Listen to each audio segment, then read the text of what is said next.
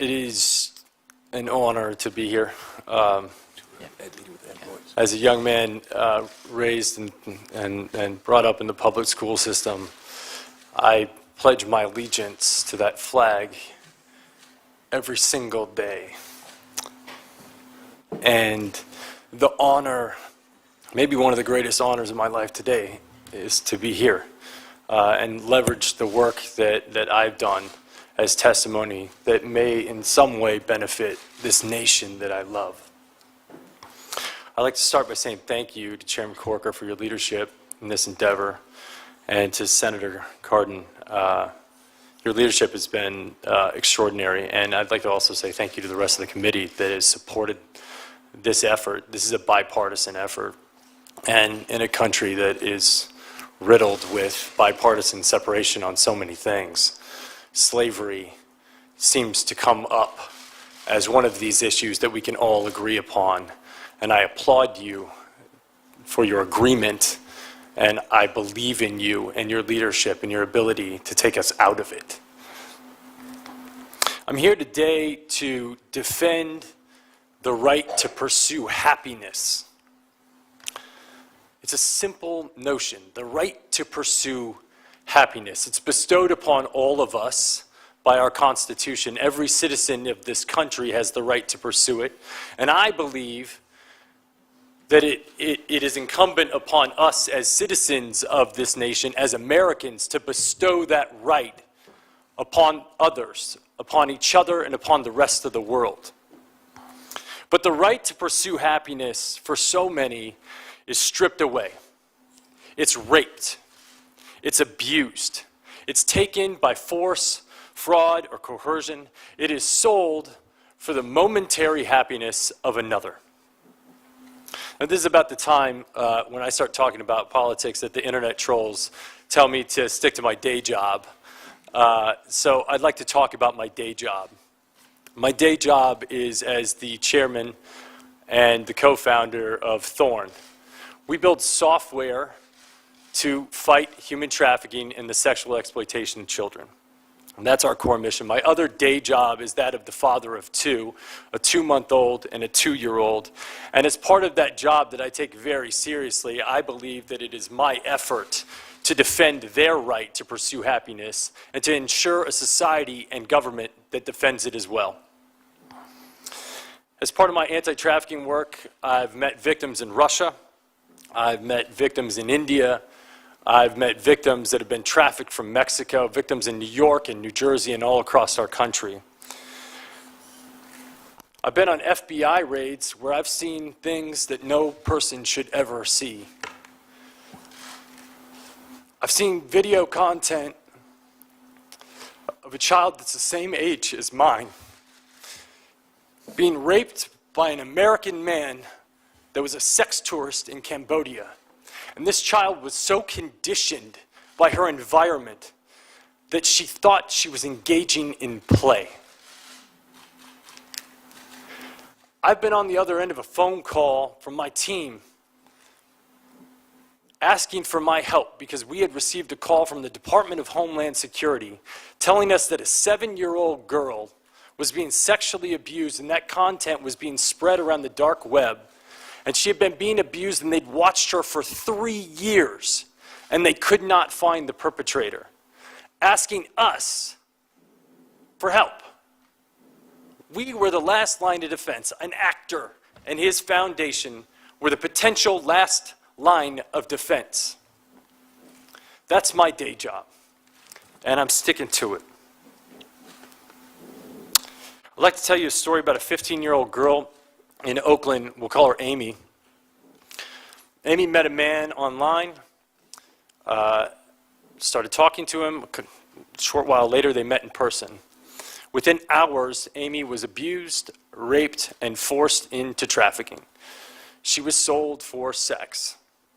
And this isn't an isolated incident. There's not much that's unusual about it. The only unusual thing is that Amy was found and returned to her family within 3 days using the software that we created, a tool called Spotlight. And in an effort to protect its capacity over time, I won't give much detail about what it does. but it's a tool that can be used by law enforcement to prioritize their caseload. It's a neural net. It gets smarter over time. It gets better, and it gets more efficient as people use it. And it's working. In 6 months, with 25% of our users reporting, we've identified over 6,000 trafficking victims, 2,000 of which are minors. This tool is in the hands of 4,000 law enforcement officials and 900 agencies. And we're reducing the investigation time by 60%. This tool is effective, it's efficient, it's nimble, it's better, it's smarter. Now, there's often a misconception about technology that in some way it is the generator of some evil, that it's creating job displacement, and that it enables violence and malice acts. But as an entrepreneur and as a venture capitalist in the technology field, I see technology as simply a tool without will. The will is the user of that technology, and I think it's an important distinction. An airplane is a tool. It's a piece of technology, and under the right hands, it's used for mass global transit, and under the wrong hands, it can be flown into buildings. Technology can be used to enable slavery, but it can also be used to disable slavery, and that's what we're doing. I alluded to a phone call that we got from the Department of Homeland Security about this girl that was being trafficked on the dark web. Now, it's interesting to note that the dark web was created in the mid-90s. It was a tool that was created by the Naval Research Lab called Tor, a tool with absolute purpose and positive intention for sharing intelligence communications anonymously. It's also been used to help people who are being disenfranchised by their government within political dissent in oppressive regimes. But on the other side, it's used for trafficking, for drug trafficking, for weapons trafficking, and for human trafficking. And it's also the warehouse for some of the most offensive child abuse images in the world.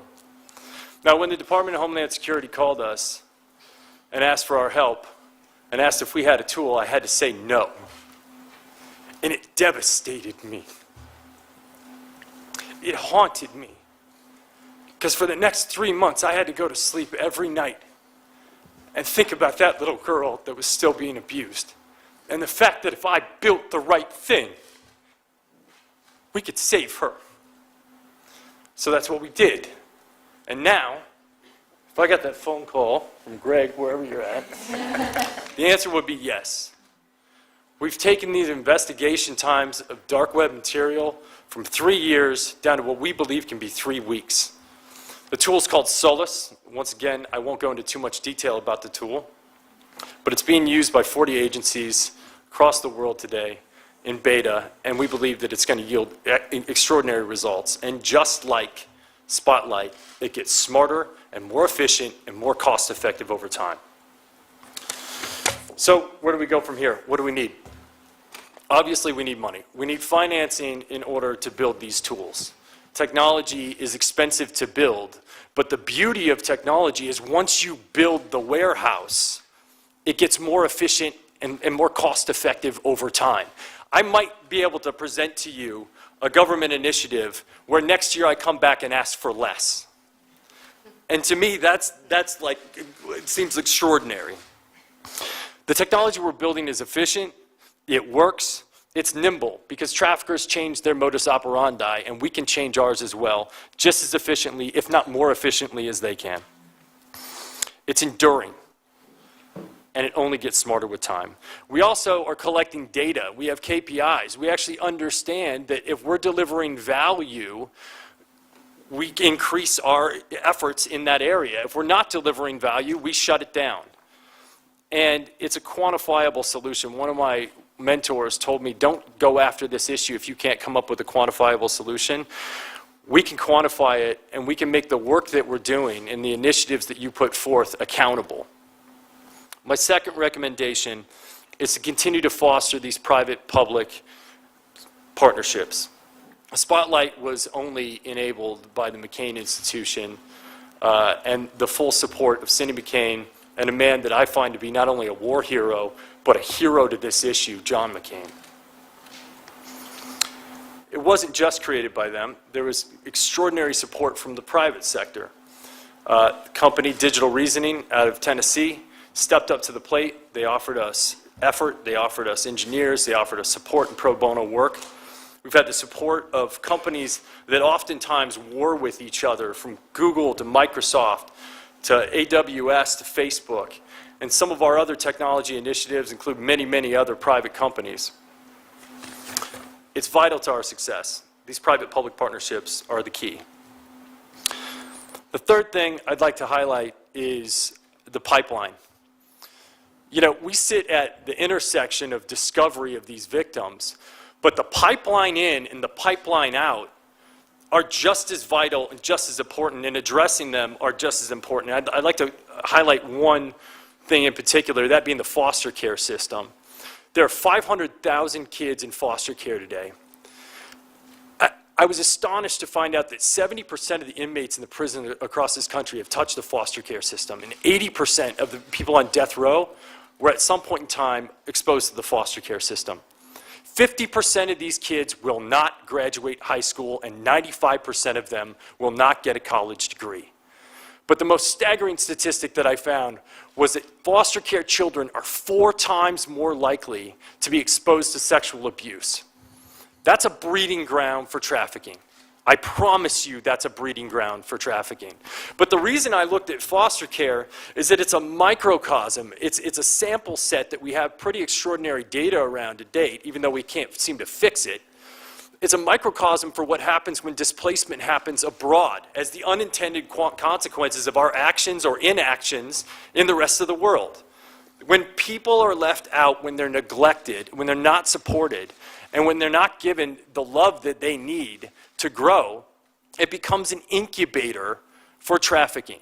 And this refugee crisis, if we want to be serious about ending slavery, we cannot ignore it, and we cannot ignore our support for this issue in that space, because otherwise we're going to deal with it for years to come.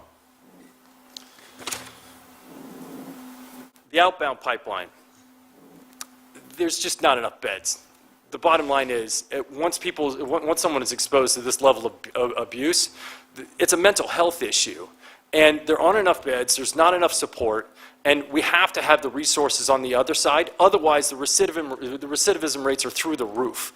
It's astonishing, because when Maslow's hierarchy of needs are not being met, people resort to survival, and if this is their means of survival and the only source of love that they have in their life, that's what they go for. So we have to address the pipeline out, and we have to create support systems on the other end. It's not an entitlement, it's a demand to end slavery. My fourth and final recommendation is the bifurcation of sex trafficking and labor trafficking. They're both aberrations, they're both awful. They're both slavery, and they're both punitive, in fact. But the solution sets are highly differentiated. When you look at sex trafficking, a victim is most often present at the incident of commerce. And this provides an opportunity for drastic intervention. Whereas in labor trafficking, the victims are being hidden behind the manufacturers and the merchandisers. And it requires an entirely different set of legislation and proactivity and enforcement in order to shut it down. Now, there's a lot of rhetoric that's going on in the world right now about job creation in the United States. Well, if we want to create jobs in the United States, I would ask you to consider eliminating slavery from the pipelines of corporations. Because a lot of that slavery is happening abroad. And if we ask those corporations, under extreme pressure, that if you don't change it, you are going to be penalized. And if you don't clean up that pipeline, it's going to mean trouble.